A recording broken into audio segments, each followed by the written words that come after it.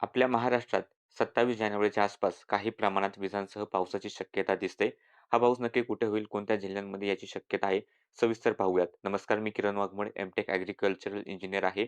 तुम्ही हा व्हिडिओ पाहताय हवामान अंदाज आणि बातम्या यूट्यूब चॅनलवरती आणि फेसबुक पेजवरती. तर सध्या राज्यात पूर्वेकडचे वारे येत आहेत. काही प्रमाणात बाष्प या वाऱ्यांमध्ये आहे. पण सध्या राज्यात पाऊस देणारे ढग विकसित होत नाहीत.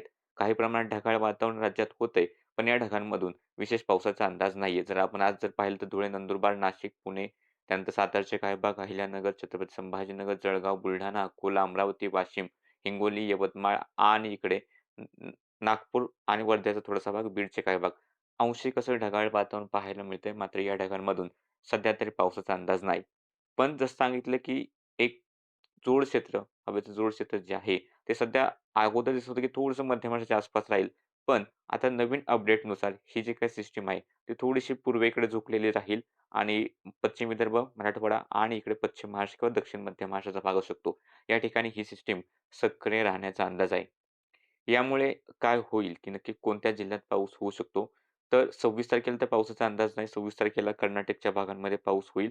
27 तारखेला बेळगावपासून सांगली, कोल्हापूर, सातारा, पुण्याचे पूर्व भाग, अहिल्यानगर दक्षिण पूर्वेकडील भाग, सोलापूर, धाराशिवचे उत्तरेकडील भाग, छत्रपती संभाजीनगरचे दक्षिण पूर्व भाग, जालना, परभणी, अकोला, वाशिम, अमरावती, बुलढाणा हा जो काही भाग असेल किंवा वर्धा, नागपूरचे एकदम थोडेसे उत्तर किंवा उत्तर पश्चिमेकडील भाग या क्षेत्रामध्ये सार्वत्रिक नाही मात्र 10 ते 20% भागावरती गडगडाट आणि थोड्याफार प्रमाणात हलकासा पाऊस होण्याची शक्यता दिसते. नाशिक, धुळे, नंदुरबार, जळगावकडे आत्ता सध्या तरी मॉडेलनुसार पावसाचा अंदाज दिसत नाहीये. पण जर काही बदल झाला तर तुम्हाला नक्कीच कळवू. तसेच सिंधुदुर्ग, गोवा या भागांमध्ये सुद्धा थोडाफार पाऊस होऊ शकतो, असं सध्या मॉडेल दाखवू लागलेले आहेत.